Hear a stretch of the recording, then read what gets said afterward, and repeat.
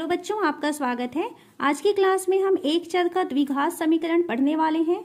इसमें 1 number, 2 number और 3 number के क्वेश्चन देखेंगे। सबसे पहले आप देखिए कि द्विघात समीकरण क्या होता है और इसमें प्रश्न कैसे पूछे जाते हैं। तो द्विघात समीकरण का जो मानक रूप है, आपको यहाँ से प्रश्न पूछा जाएगा कि द्विघात समीकरण का मानक रूप क्या है। तो आपको लिखना है ax का वर्ग धन bx धन c बराबर 0। ठीक है, ये ऑब्जेक्टिव या खाली स्थान में पूछा जा सकता है। और इसमें आपको पूछा जा सकता है कि अधिकतम मूल कितने होते हैं। ध्यान से समझते जाइए, अधिकतम मूलों की संख्या। तो इसमें अधिकतम मूल होता है बेटा 2। ठीक है, और यहाँ पूछा जाएगा कि चर राशि की अधिकतम घात। तो चर राशि की अधिकतम घात भी 2 होती। तो यहाँ से आपके पास 2 क्वेश्चन बनेंगे। मानक रूप याद रखेंगे, ax का वर्ग धन bx धन c बराबर 0, अधिकतम मूलों की संख्या 2 और चर राशि की अधिकतम घात होती है 2। ये आपका फर्स्ट टाइप का क्वेश्चन हुआ, जिसमें आपके पास 3 टाइप के प्रश्न, 3 प्रश्न यहाँ पे बन सकते हैं। चलिए, अब सेकेंड टाइप का जो क्वेश्चन है वो आपके पास क्या हो सकता है कि आपके पास द्विघात समीकरण दिया हुआ है। यहाँ आपको पूछा जा सकता है मूलों का योग और मूलों का गुणन। ठीक है, मूलों का योग और मूलों का गुणन। तो ध्यान रखना है, फॉर्मूले आप साथ साथ नोट करते जाइए। मूलों का योग, जिसको कि हम अल्फा धन बीटा कहते हैं, इसका मान होता है ऋण b बटे a। और मूलों का गुणन, जिसको अल्फा गुणा बीटा से प्रदर्शित करेंगे, इसका मान है c बटे a।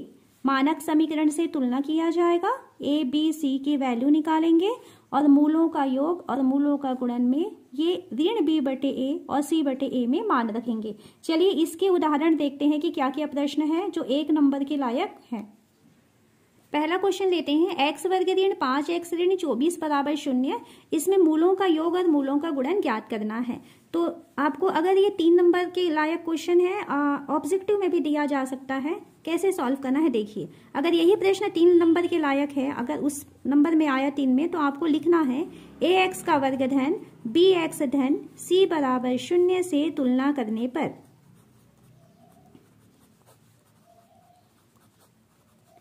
इससे तुलना करेंगे तो जो x वर्ग के साथ में गुणा है उसको a बोला जाएगा। तो x वर्ग के साथ कुछ भी गुणा नहीं दिखाई दे रहा है, मतलब 1 है। जो x के साथ गुणा है वो b है, तो b का मान ऋण 5 हो गया। और c यानी जो अचर पद है वो c है, तो c का मान ऋण 24। ये बेटा ये स्टेप आपको लिखना बहुत जरूरी है। a b c की वैल्यू निकालेंगे। अब आपको कहता है मूलों का योग ज्ञात कीजिए और मूलों का गुणन ज्ञात कीजिए।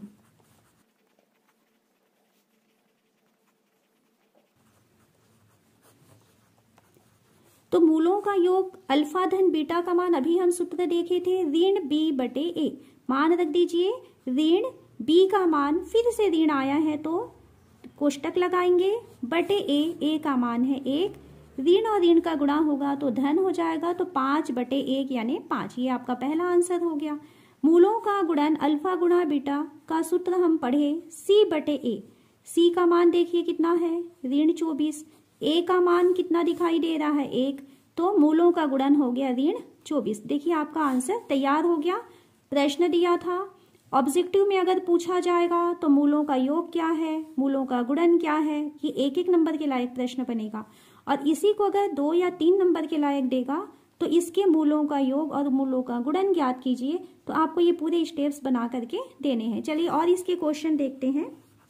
सेकेंड क्वेश्चन लेते हैं, 3x वर्ग धन 2x ऋण 7 बराबर 0। पहला काम क्या करना है आपको, मानक समीकरण ax का वर्ग धन bx धन c बराबर 0 से तुलना करने पर स्टेप्स समझते जाइए क्या क्या लिखना है आपको।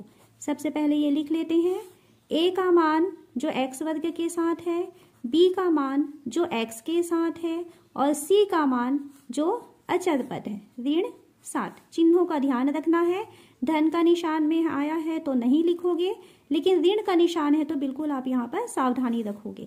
आपको मूलों का योग और मूलों का गुणन ज्ञात करना है। तो मूलों का योग हम लिखते हैं अल्फा धन बीटा का मान ऋण b बटे a। मान रखिए, ऋण b का मान है 2, a का मान है 3। ये आंसर बन गया। अब हम मुझे मूलों का गुणन, तो मूलों का गुणन होता है अल्फा गुणा बीटा बराबर C/A, C का मान ऋण 7 और A का मान 3। ये आपका सेकेंड आंसर हो गया। बहुत आसान क्वेश्चन है, बहुत आसानी से आप लोग इसे बना सकते हैं। चलिए थर्ड क्वेश्चन और समझते हैं। 2x का वर्ग ऋण 4x धन 3 बराबर 0। सारे स्टेप्स आप वैसा ही लिखोगे। अब मैं इसको डायरेक्ट समझा रही हूँ। अगर 3 नंबर का प्रश्न आया तो आपको ये स्टेप देने हैं। डायरेक्ट देखिए, A का मान क्या दिखाई दे रहा है 2, B का मान ऋण 4, C का मान 3। ठीक है, आपको मूलों का योग चाहिए, मतलब अल्फा धन बीटा क्या होता है, पहले फॉर्मूला लिखो। ऋण B/A, ऋण B का मान, फिर से ऋण आया, कोष्टक लगाएंगे, A का मान है 2, ऋण और ऋण का गुणा धन 4/2, कट सकता है तो काटेंगे इसे, तो इसकी वैल्यू आ गई 2। मूलों का गुणन alpha dot beta C/A। C का मान देखिए प्रश्न में क्या है 3, A का मान है 2, ये और नहीं कटेगा, तो आपका गुणन का आंसर आ गया है 3/2 और योगफल का आंसर आ गया है 2। चौथा और पांचवा क्वेश्चन आप लोग नोट कर लीजिए, इसे आप इसे सॉल्व करना। 6x का वर्ग ऋण 6x धन 6 बराबर 0। इसमें मूलों का योग और मूलों का गुणन ज्ञात करना है। और एक क्वेश्चन है x वर्ग धन 8x धन 4 बराबर 0। तो इसको आप सॉल्व कर सकते हैं। जैसे पहले क्वेश्चन में A का मान 6, B का मान ऋण 6, C का मान 6। योगफल यानी ऋण B/A मान रखना है और गुणन यानी C/A, तो 6/6 1 हो जाएगा। और इसी तरीके से ये सेकंड क्वेश्चन सॉल्व करेंगे। चलिए इसमें अब सेकंड टाइप के क्वेश्चन क्या आते हैं देखिए। अब सेकंड टाइप का प्रश्न आता है मूलों की प्रकृति। मूलों की प्रकृति ज्ञात कीजिए। आपके पास एक वर्ग समीकरण दे दिया जाएगा और ये पूछा जाएगा इसके मूलों की प्रकृति क्या है बताइए, या ये पूछा जाएगा कि इसके विभेदक का मान ज्ञात कीजिए, या ये पूछा जा सकता है इसका विविक्त कर क्या है। ये सब एक ही नाम है, विविक्त कर क्या है, ये सब एक ही नाम है, ध्यान रखना है। सभी एक ही प्रश्न है, लेकिन यहाँ पे प्रश्न अलग अलग तरीके से पूछे जा सकते हैं, तो ध्यान रखना है। मूलों की प्रकृति ज्ञात करना है, मतलब आपको D बराबर B वर्ग ऋण 4AC इसकी वैल्यू निकालनी है। यहाँ जो कैपिटल D है यही विभेदक है, यही बताता है हमें कि जो वर्ग समीकरण है उसके मूल क्या है। इसे विभेदक या विवेचक या विविक्त कर कहा जाता है। इसको हम कैपिटल D से प्रदर्शित करते हैं और इसका सूत्र होता है B वर्ग ऋण 4AC। चलिए इसमें प्रश्न क्या है देखिए। पहले तो इसके नियम समझ लेते हैं बेटा। अगर D का मान, D यानी कि B वर्ग ऋण 4AC का मान अगर बड़ा होता है 0 से, बड़ा होता है 0 मतलब कैसी संख्या, धनात्मक संख्या। अगर धनात्मक होता है तब उस कंडीशन में मूल वास्तविक होंगे और अलग अलग होंगे, वास्तविक होंगे तथा अलग अलग होते हैं। ये पहला नियम, ये आपका फर्स्ट हो गया। सेकंड, अगर D यानी कि जिसको B वर्ग ऋण 4AC सूत्र है, इसका मान 0 के बराबर आ गया, ठीक है, 0 आ जाता है, तब हम कहेंगे कि इसके मूल जो है वो वास्तविक तो हैं लेकिन साथ ही साथ ये समान है, बराबर मूल होते हैं। और तीसरा इसमें कंडीशन होता है कि D का मान B वर्ग ऋण 4AC का मान अगर छोटा होता है 0 से, 0 से छोटी संख्या यानी कैसी संख्या, ऋणात्मक संख्या, तब हम कहेंगे कि इसके मूल जो है वो काल्पनिक होते हैं। अब देखिए यहाँ से इस फॉर्मूले से ही आपके पास ऑब्जेक्टिव क्वेश्चन कैसे पूछा जाएगा। आपके पास यहाँ से खाली स्थान दे दिया जाएगा कि D बराबर B वर्ग ऋण 4AC का मान यदि धनात्मक है तो मूल खाली स्थान होंगे। तब आपको खाली स्थान में लिखना है वास्तविक तथा अलग अलग।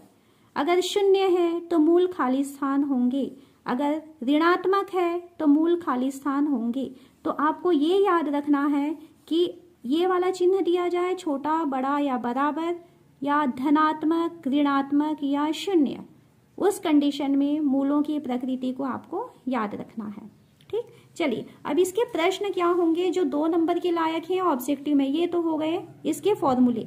प्रश्न जैसे मैं पहला ले रही हूं, अगर आपको एक क्वेश्चन दिया जा रहा है 4x का वर्ग ऋण x धन 1 बराबर 0, इसके मूलों की प्रकृति बताइए, मूलों की प्रकृति बताइए।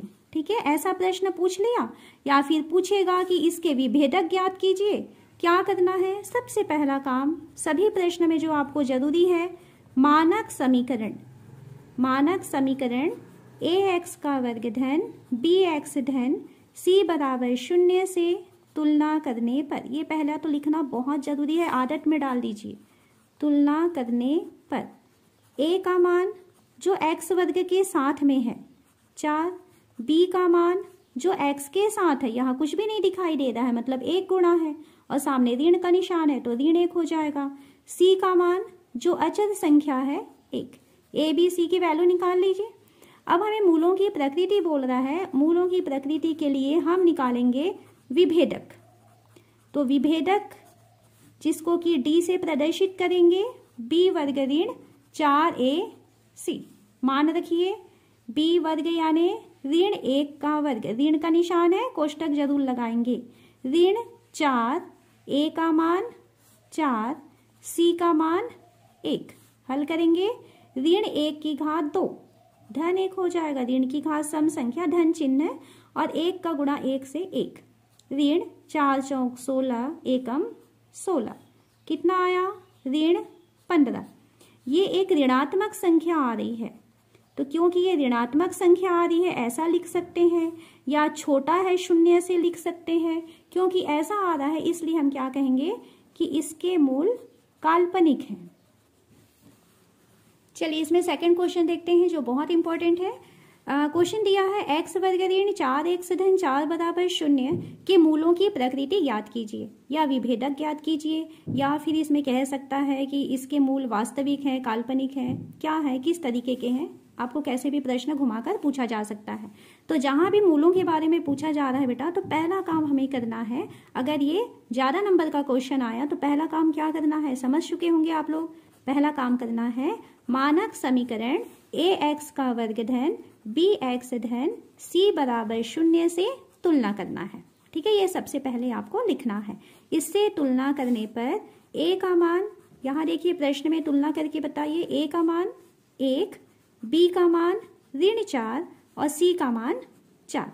आपको विभेदक या मूलों की प्रकृति चाहिए, मतलब d की वैल्यू चाहिए, तो d बराबर b वर्ग ऋण 4ac, मान रखेंगे ऋण 4 का वर्ग ऋण 4 गुणा 1 गुणा 4, ऋण 4 का वर्ग 16, ठीक है, ऋण का वर्ग धन और 4 चौक 16, ऋण 4 चौक 16, क्या मिल गया? 0 मिला। तो 0 मिला तो हम क्या लिखेंगे, क्योंकि मूल 0, d का मान 0 है, हम लिखेंगे मूल वास्तविक तथा समान है।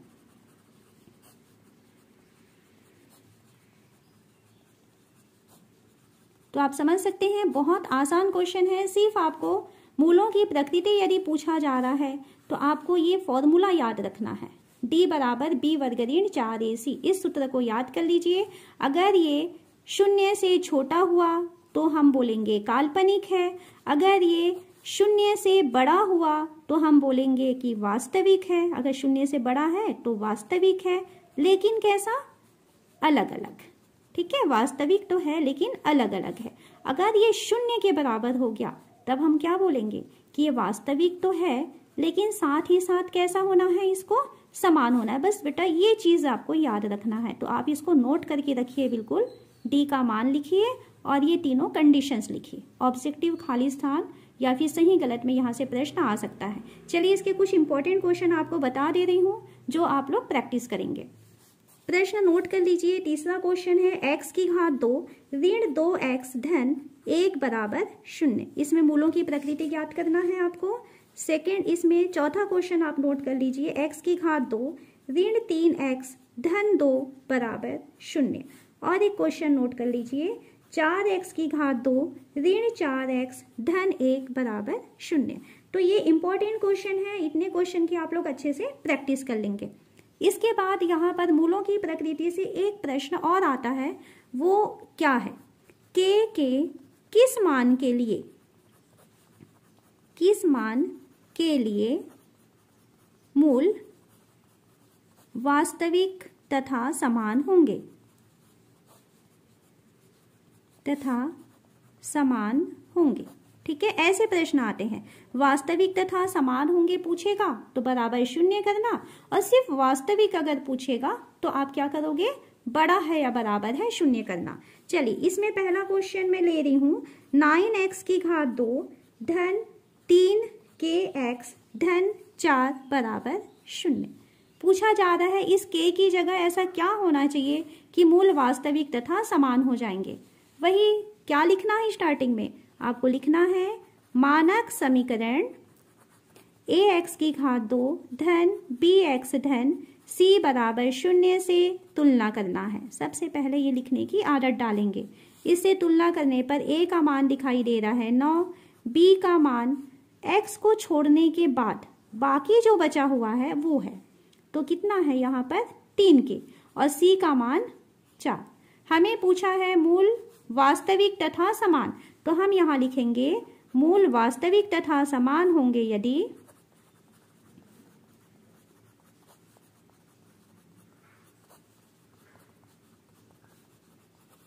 d का मान शून्य के बराबर हो जाए। अब d का सूत्र लिख लीजिए, तो d का मान क्या होता है, b की घात 2 ऋण 4ac का मान शून्य हो जाएगा, या हम यहाँ पे मान रखेंगे b की जगह लिखेंगे 3k, और घात 2 है बेटा, कोष्टक यूज करना है, आदत डालेंगे ऋण 4, a का मान 9, c का मान 4 बराबर शून्य। कोष्टक हटाते हैं तो ये हो रहा है 3 तिया 9 k की घात 2 ऋण 4 निया 36 दूनी 72 दूनी 144 बराबर शून्य। हमें तो k की वैल्यू चाहिए, तो हम लिखेंगे 9k की घात 2 बराबर ऋण 144 पक्षांतर हो जाएगा, धन 144 बन गया। तो यहाँ से k की घात 2 बराबर 144, 9 गुणा है, पक्षांतर करेंगे तो भाग में चला जाएगा। k का मान चाहिए तो वर्ग हटाएंगे तो यहाँ पर लग जाएगा वर्गमूल 144/9, और जहाँ भी वर्गमूल का निशान आ रहा है तो धन और ऋण का चिन्ह आता है। यहाँ से देखिए k का मान आपको मिलेगा 144 का वर्गमूल होता है 12 और 9 का वर्गमूल होता है 3, धन और ऋण का निशान लगेगा। कट सकता है तो काटेंगे, 3 एकम 3, 3 चौ 12, तो k का मान धन ऋण 4। ये है इसका आंसर कि k का मान अगर धन ऋण 4 में से कोई भी हो, चाहे धन 4 हो चाहे ऋण 4 हो, ये अगर हो जाता है तो जो हमको क्वेश्चन दिया हुआ है 9x की घात 2 धन 3x धन 4 बराबर शून्य, इसके मूल वास्तविक तथा समान होंगे। चलिए इसी में सेकंड क्वेश्चन लेते हैं कि k का मान ज्ञात कीजिए जिसमें मूल वास्तविक तथा समान हो जाए। 16x की घात 2 धन kx धन 9 बराबर शून्य। मानक समीकरण से तुलना करने पर ये लिखना है आपको, यहाँ पर मैं नहीं लिख रही हूँ। क्या लिखना है, a का मान 16 डायरेक्ट लिख रही हूँ मैं आंसर को, b का मान जो x के साथ गुणा है k, और c का मान 9। ठीक है, मूल वास्तविक तथा समान होंगे यदि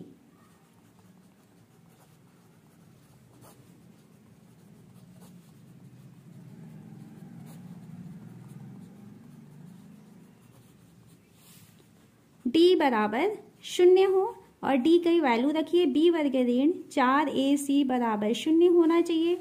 मान रखेंगे b का मान है k की घात 2 ऋण 4 गुणा 16 गुणा 9 बराबर शून्य।